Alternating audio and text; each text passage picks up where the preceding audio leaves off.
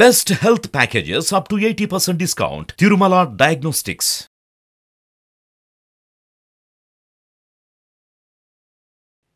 నమస్తే, welcome to Suman TV. నేను మీ యామ్ని. ప్రస్తుతం మనతో ఉన్నారు ప్రముఖ ఆధ్యాత్మికవేత్త, ఆస్ట్రాలజిస్ట్ డాక్టర్ శ్రీమతి కోనాల భాగ్యలక్ష్మి రెడ్డి గారు ఉన్నారు. వారితో మాట్లాడదాం. నమస్తే అమ్మ. నమస్తే అమ్మా.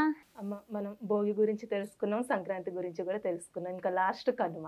అసలు ఈ కనుమ రోజు ఏ విధంగా చేస్తే మంచిది, అసలు ఏ విధంగా చేయాలి మనం? హిరణ్యవర్ణాం హరిణిం సువర్ణరథస్రజాం చంద్రాం హిరణమయీం లక్ష్మీం జాతవేదో మవావహ తామవావహ జాతవేదో లక్ష్మీమనపగామినీం. శ్రీ మహాలక్ష్మీదేవిని పశు రూపంలో అంటే గోమాత రూపంలో మనము పూర్తిగా నమస్కారం చేసుకునేటటువంటి రోజు కనుమ రోజు.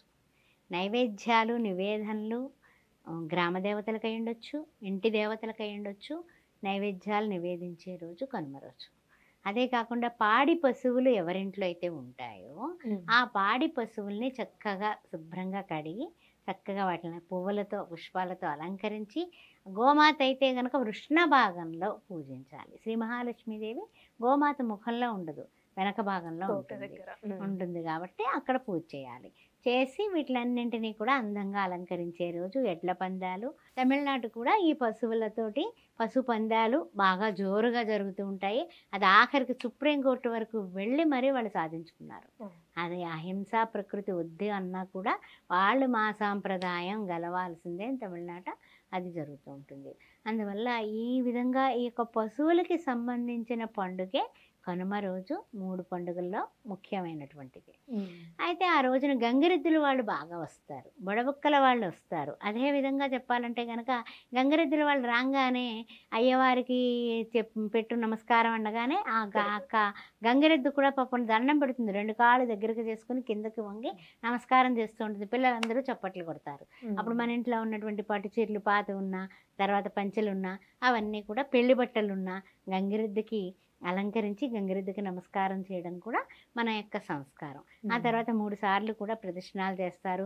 చిన్నపిల్లల్ని గంగిరెద్దు కింద నుంచి వాళ్ళని జరిపేలాగా గంగిరెద్దు కాళ్ళు కింద నుంచి దాటిస్తారు. అంటే ఏమైనా సరే ఏదైనా అంటే మనకి తెలియకుండా కానీ తెలుసు కానీ చెడు అనేది ఏదైనా తొక్కినా పిల్లలు వాళ్ళకి ఏమైనా దోషాలున్నా నరదృష్టి ఉన్నా తొలగిపోవడానికి ఈ కనుమ రోజు ఈ గంగిరెద్దుల వాళ్ళతో ఈ విధంగా చేస్తూ ఉంటారు. వాళ్ళు తెగ పొగుడుతారు. పొడుబుక్కల వాడు వస్తాడు, ఆయన హరహర మహాదేవ్ శంభో శంకర అంటాడు. ఆ తర్వాత ఏంటంటే కనుక ఆయన చక్కగా శంఖం ఊతాడు. ఆ శంఖము ఎలా ఉంటుందంటే కనుక ఆ ఓంకార శబ్దంతో మొత్తం మన ఇల్లంతా కూడా నిండిపోయి రోమాలు కూడా చక్కగా అకార ఉకార మకార తత్వమైనటువంటి ఓంకారంతో మన ఇల్లంతా, ఇంట్లో ఉన్నటువంటి ఏమైనా నెగిటివ్స్ ఉంటే కనుక జంగం దేవర ఈ యొక్క శంఖం అనేది ఊదడం వలన మొత్తం కూడా మరి ఆ శంఖ ధ్వని వలన మొత్తం అంతా కూడా పోతుంది.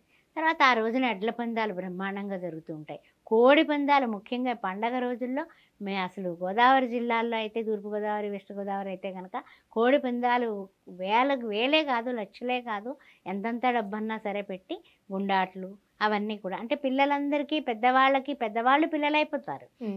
పిల్లలుగా ఉన్న పతంగుల ఎగరవేయడం ఈ పిల్లల కార్యక్రమం. అంతేకాకుండా శాకాహారులు శాకాహారానికి బదులు కనుమ రోజున మినుమ తినడం అనేది శాస్త్రం. అంటే ఏమిటి, శాకాహారులు అదే మినుమ తింటే అది మాంసాహారం కిందే లెక్క అనేది ఒక నానుడు ఉంది. ఆ విధంగా గారె ముక్క వేసుకుంటారు. అదేవిధంగా ఈ నాన్ వెజిటేరియన్ తినే వాళ్ళందరూ కూడా చక్కగా వాళ్ళు చికెన్లు వండుకుంటారు, చక్కగా వాళ్ళు భుజిస్తారు. అంతేకాకుండా నైవేద్యాలు పెడతారు, మొక్కుకున్నటువంటి నైవేద్యాలు తీర్చుకుంటారు. అది అందరికీ కూడా పోరట్లు పెడతారు.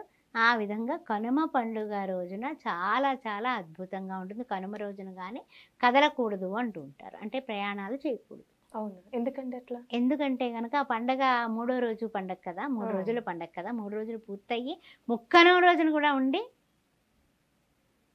ఆ తర్వాత వెళ్ళాలి అన్నది శాస్త్రం. అంటే 5వ రోజున వెళ్ళాలన్నది శాస్త్రం మనకు చెప్పినటువంటిది.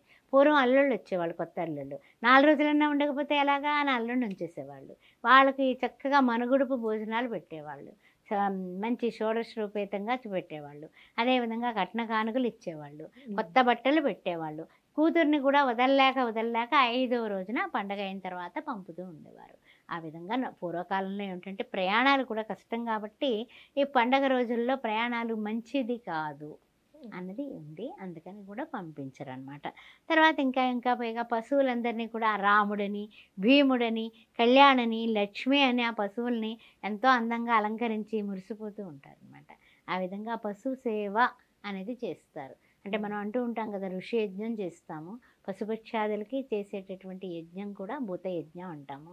అదేవిధంగా మనకి మాతా యజ్ఞము అంటే మాతృదేవో భవ పితృదేవో భవ, అలాగే ఈ పశువులకి చేసేటటువంటి భూత యజ్ఞాన్ని కనుమ పండుగ రోజున మొత్తం తెలుగునాటంతా కూడా తప్పనిసరిగా చేస్తారమ్మా. ఆ విధంగా చేస్తూ చక్కగా ఆ రోజున ఇచ్చే దానాలు కూడా చాలా బాగా ఇస్తారు. ఎవరి ఇంటికి వచ్చినా కూడా మన ఇంటికి వచ్చిన వాళ్ళకి లేదు అనరమ్మా. పళ్ళు తాంబూలం చక్కగా వండుకున్నటువంటి పిండి వంటలు, చాటల నిండా బియ్యాలు అన్నీ ఇచ్చి పంపిస్తారు. హరిలో రంగ హరి అని హరిదాస్ వస్తాడు. ఈ హరిదాస్ కూడా చక్కగా పాటలు పాడతాడు. హరిను 2 అక్షరములు హరించును పాతకముల నంబు జనాభా, హరి నీ నామ మహత్యము హరిహర పొగడంగ వసమే హరి శ్రీకృష్ణ అని పాటలు పాడుతూ వస్తాడు. ఇంక అందరూ పులకించిపోతారు. అమ్మో ఇంక మళ్ళీ ఇంక పండగ రోజు పండగలు అయిపోతున్నాయి, ఎలాగో ఈ హరిదాస్ వచ్చాడు అనుకుని ఆయనకి కడుపు నిండా చక్కగా ఆయన ఎలాగా నెత్తి మీద ఒక చుట్ట పెట్టుకుని రాగి పాత్ర పెట్టుకుని దాన్ని మంచిగా తళ్ళతళ్ళలాడుతూ తోముతాడు. అది తోమేసిన పాత్రలో చక్కగా బియ్యం వేయించుకుంటాడు. దాని చుట్టూ పూల అలంకరణ. ఆయన కూడా చక్కగా మంచి పట్టు వస్త్రాలు కట్టుకొని హరిలో రంగ హరి అని ఆయన వస్తే పిల్లలందరూ కూడా చేరతారు. అలాగా ఈ గంగిరెద్దుల వాళ్ళు, బుడబుక్కల వాళ్ళు, ఈ యొక్క జంగమ దేవర్లు, హరిదాసులు, తర్వాత చెప్పాలంటే కనుక సన్నాయి మేళం వాళ్ళు, ఇలా అన్ని రకాల వాళ్ళు వస్తారమ్మా. అన్ని వృత్తుల వాళ్ళకి కూడా రాజు లేదు, పేద లేదు, అందరూ జరుపుకునేటటువంటి అద్భుతమైనటువంటి 3 రోజుల పండగ ఈ యొక్క పెద్ద పండుగ తెలుగునాట మనకి భోగి, సంక్రాంతి, కనుమ. శ్రీమాత్రే. చాలా చక్కగా తెలియజేశారమ్మా. ధన్యవాదాలు.